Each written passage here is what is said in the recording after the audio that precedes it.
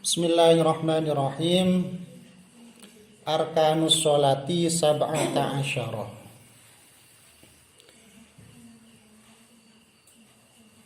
Utawi pira-pira rukuni salat sab'ata asyara niku wonten 17 nggih. Syarat-syarate salat niku wonten 17 nggih. Rukune nggih. Arkanus sholati utawi pira-pira rukuni salat sab'ata asyara iku wonten 17 rukuni salat. Dadose rukuni salat iku wonten 17 kalau diperinci. Cuma secara garis besar nggih, rukuni salat iku wonten 4 macem. Wonten sekawan macam nggih. Kalau secara garis besar nggih.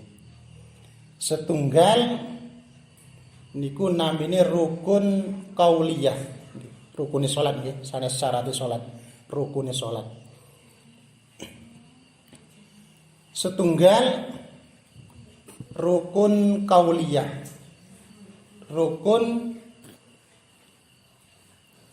ingkang bangsa ucapan nggih, bacaan nggih niku wonten gangsal nggih niku takbir nggih, takbiratul ihram nggih, rupa bacaan nggih.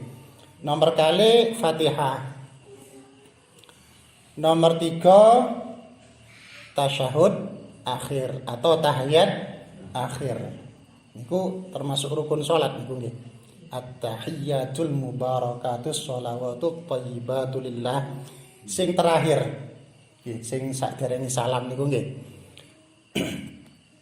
Terus nomor gangsal nomor sekawan sholawat dumateng Gusti Kanjeng Nabi Muhammad niki rukune salat nggih.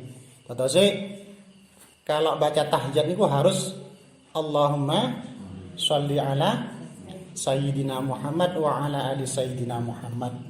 Lah matur ngeten misale badhe salam boten napa-napa.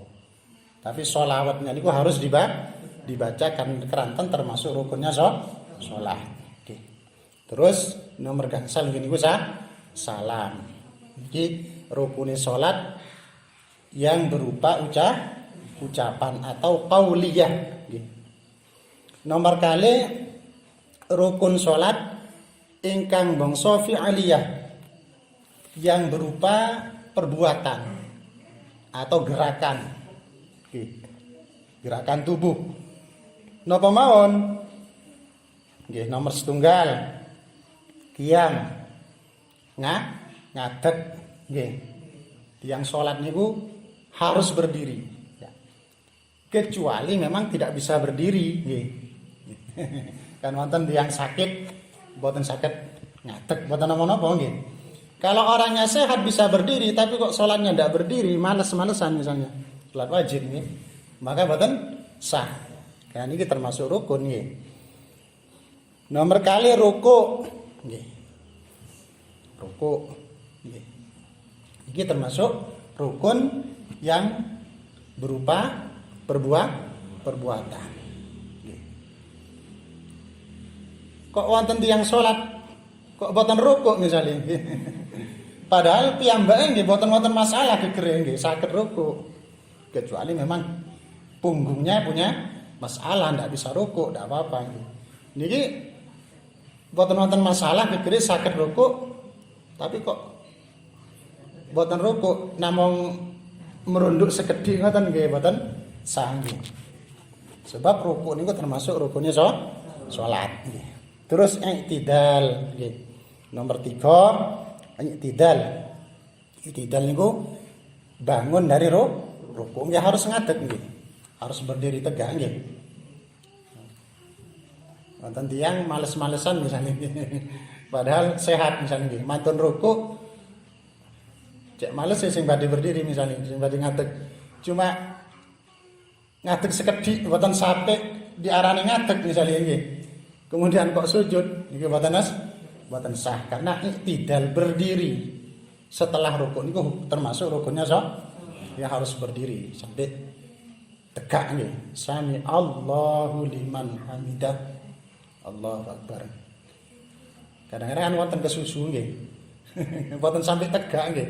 Karena terburu-buru salatnya mboten rukuk. Nggih. Iki nggih boten harus sampai berdiri nggih.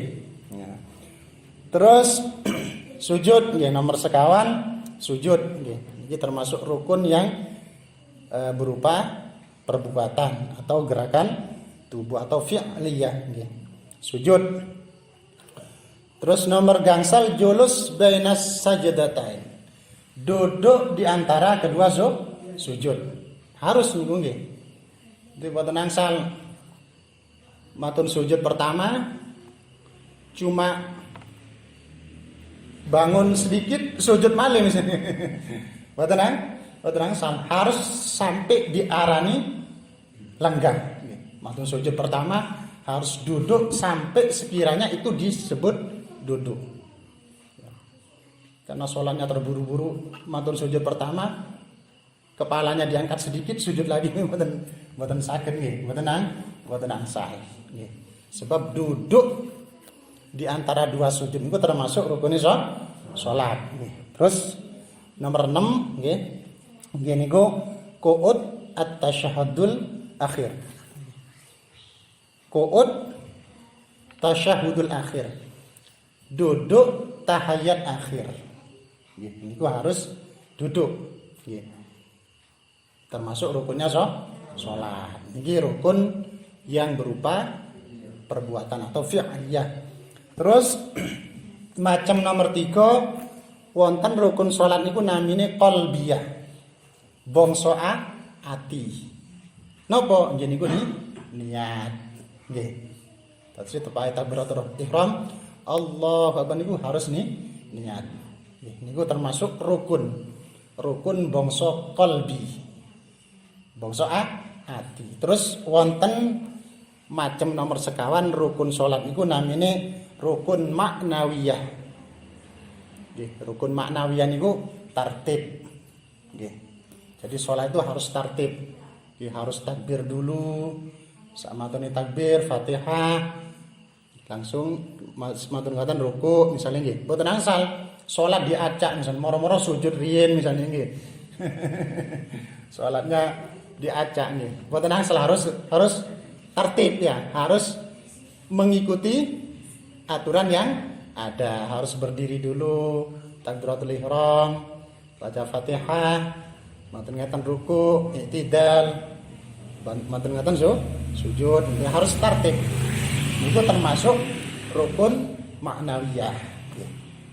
Katose kalau kita ikut rukun-rukun wau niku di total ada 13 rukun. Ada 13 rukun. Tapi teng mriki disebutkan ada 17. Karena teng mriki wonten mungkin tambahan-tambahan rukun. Kados tumaknina ngoten niku nggih.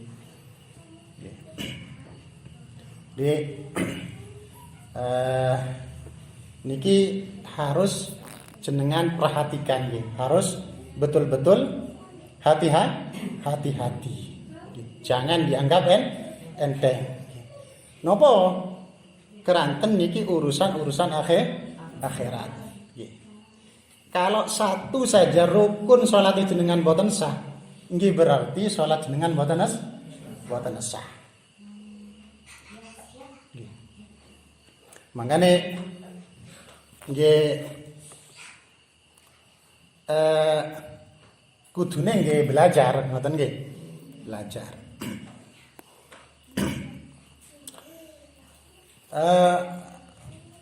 Misalnya aku sholat wis pokoknya delok wong sholat ngono ya aku sholat ngono misalnya. Pokoknya aku sholat delok guru-guru misalnya. Delok ustaz-ustaz sholat ngono ya melok ngono. Nggih, mboten napa-napa nggih. Cuma alangkah lebih baiknya lagi kalau kita itu ngaji, nggih. Ngerti syarat rukune, nggih. Nggih, tahu ilmunya. Nggih. Sebab teng kitab niku wonten keterangan ngoten. Nggih.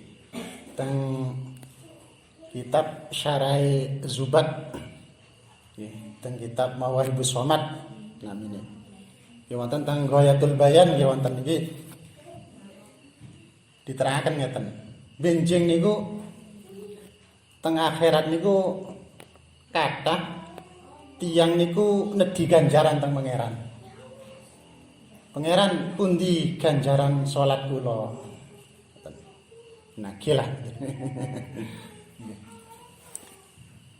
Terus pangeran niku dawuh ngeten, jawab ngeten. Loh, bagaimana saya mau ngasih kalian pahala? Wong salate sampean lho ndak sah. Bagaimana saya mau kasih pahala? Wong salat kamu ndak sah. Makanya kadang-kadang pancen males nggih. Wajib pancet-pancet ae rukune salat nggih. Bab salat nggih. Kayaknya kita sudah pandai, kayaknya kita sudah bisa. Padahal niku kalau dikaji masih ribet nggih, masih sulit kan ngoten nggih. Kadang-kadang meremehkan nggih. Alah mulai buyan ngaji rukune salat. Mulai buyan ngaji syaratnya salat. Kayaknya kita sudah bisa. Padahal niki perkara yang sangat penting nggih. Sebab niki urusan akhirat kita, urusan salat kita. Nggih. Al-awwalu rukune salat yang pertama, al-awwalu utawi kang awal an-niyatu iku niat. Katose rukunnya salat yang pertama adalah niat. Niat niku di dalam mazhab Syafi'i. Imam Syafi'i. Karena mayoritas umat Islam di Indonesia ini rata-rata ikut Imam Syafi'i. Niat niku menurut Imam Syafi'i niku ada dua bentuk. Ada dua bentuk. Yang pertama pakai lafaz dulu, pakai lafaz, pakai mulut ya. Ya, yang biasa kita pelajari mulai kecil mungkin usolli fardhu zuhri arba'a raka'atin mustaqbilal qiblati adaan ma'muman lillahi ta'ala niku rupa lafaz. Nomor kali langsung dengan hati. Pokoknya teng mana niku wonten maksud ada keinginan untuk mengerjakan sholat. Jadi langsung dengan hati Allah. Nah, teng hati saat takbiratul ihram Allahu Akbar niku wonten kerentek ada niatan mau melakukan sholat. Nah,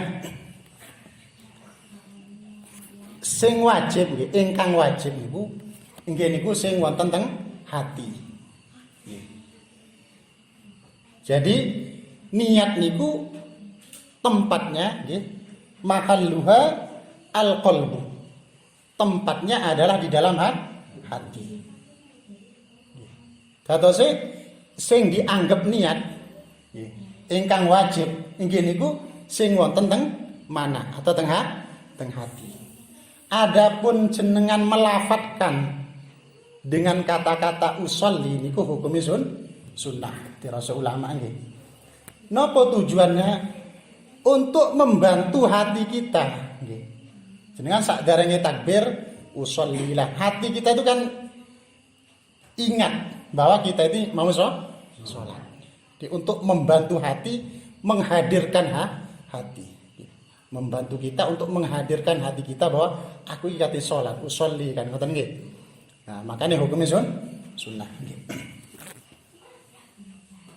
Nah, ulama nggih termasuk Imam Syafi'i mengatakan bahwa sebelum takbir kita melafatkan nggih kula kali jenengan ngelafataken usolli niku nggih boten sembarangan niku nggih wonten dalile.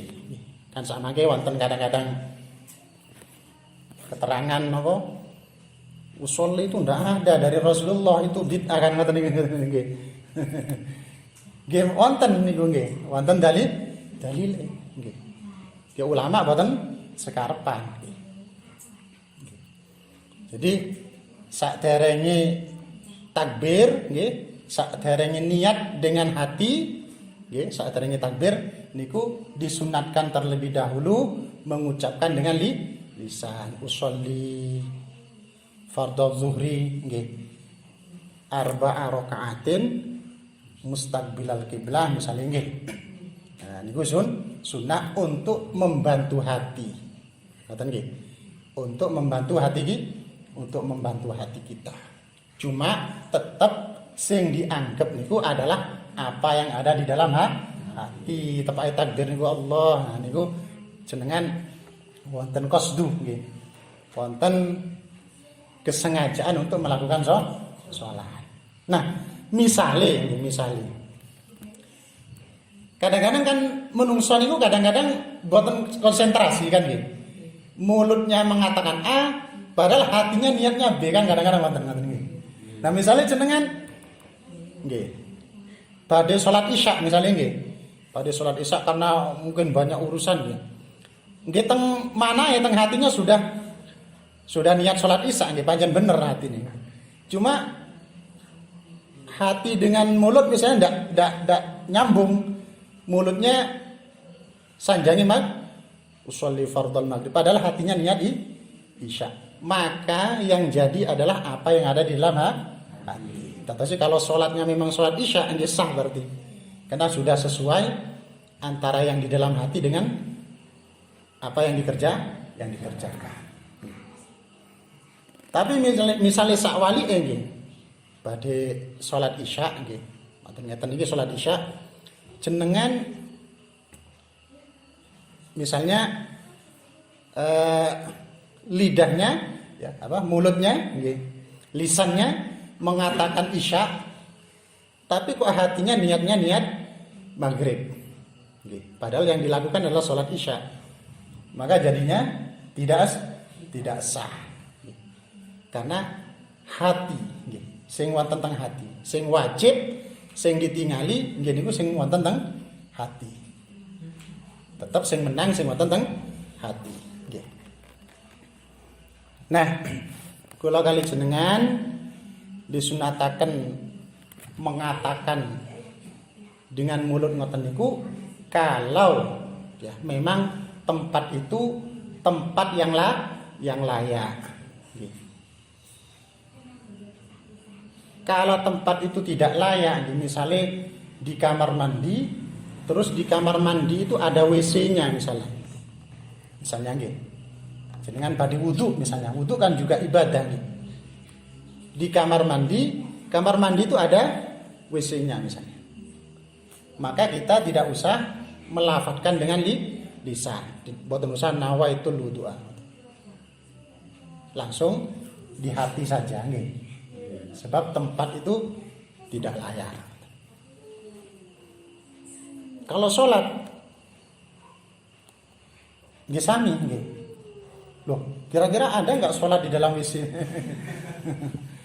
Nggih bisa jadi nggih. Kalau kita dengar cerita-cerita orang-orang yang kerja di luar negeri sama juragannya tidak boleh sholat kan wonten nggih. Tenaga kerja ke luar negeri karena di negaranya itu negara non Islam misalnya, sama juragannya tidak boleh sholat, artinya sholatnya sembunyi-sembunyi di dalam kamar mandi misalnya. Ketepatan ada WC-nya, boten usah usolli langsung yang di dalam hati saja. Tapi kalau takbirnya nggih tetep Allahu Akbar nggih. Kan apa maneh wong niku rukune salat kan ngoten nggih.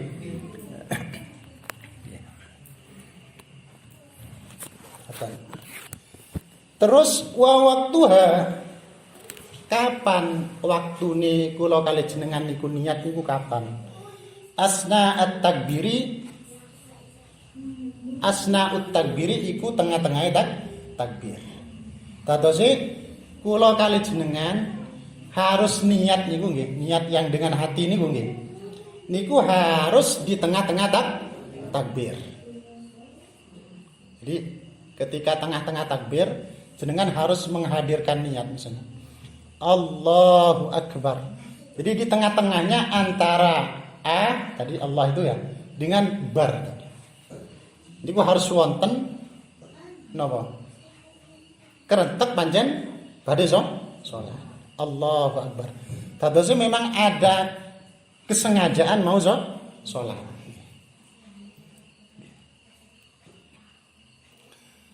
Kalau misalnya ketika takbir Allahu Akbar kok di hati tidak ada niatan sholat, baru setelah bar selesai wonten niatan, maka boten asah. Atau sakderenge takbir, sakderenge Allah niku wonten kerentekan, tapi ketika Allahu Akbar boten wonten niatan, nggih boten asah. Pokok intinya niat nggih. Salat niku harus ada di tengah-tengah. Terserah nopo pokoke di awalnya boleh, di tengahnya boleh, di akhirnya boleh. Tapi pokoknya harus ada bersamaan dengan takbir ini nggih. Misalnya tepat Allah misalnya, tidak boleh dipanjangkan. Allah, A-nya tidak boleh dipanjangkan. Ini ku boten asal. Tatose takbiri boten sangin. Karena niki kalau bahasa Arab bertanya, Allah, apakah Allah itu maha besar ngoten jadi. Tatose waktu niat di tengah-tengah takbir. Entah di awalnya, entah di tengahnya, apa di belakangnya, pokoknya harus di dalam takbir niku nggih. Kalau sebelumnya boten angsal, kalau setelahnya juga boten angsal. Cuma niat itu sanes harus niat ingsun salat zuhur ngoten niku mara dawa nggih anune nggih. Takbir Allah gak mari-mari nggih. Niat boten. Pokoke jenengan niku ketika takbir niku ada kesengajaan mau salat, sadar ngoten nggih. Nggih. Bahkan sebagian guru nih, sebagian ustaz niku nerangaken ngeten. Takbir niku niat niku kados jenengan main bola. Ya, jenengan main bola wonten teng ngajenge gawang musuh lawan. Ada di depan gawangnya musuh. Terus jenengan dikasih bola umpanan oleh teman. Terus jenengan tendang teng gawang masuk gol. Kira-kira teng hati jenengan nggih, teng mana jenengan ngoten ta? Niat ingsun nendang bola ngoten. Tapi lek cara salat niku pun nesah niku. Niku pun jenengan sengaja pancen mau nendang ngoten lho maksudnya. Nggih. Ngeten nggih. Sanes teng hati harus ngomong, hati kita harus ngomong niat ingsun. Akhirnya takbirnya panjang Allah, ndak mari-mari. Ngoten nggih. Maksudnya memang hati jenengan sengaja melakukan itu, sadar. Aku kate salat zuhur. Pun sumarep 4 rakaat kan ngoten Allah. Ana Allahu Akbar nggih. Niku pun cekap. Kados tiyang nendang bola teng gawang nggih ditendang mboten usah niat ingsun nggih. Di situ niku niat ingsun niku ulama niku gambarane lek niat itu bahwa sampean itu harus ada kesengajaan begini. Kalau digambarkan seperti ini yang harus jenengan niatkan.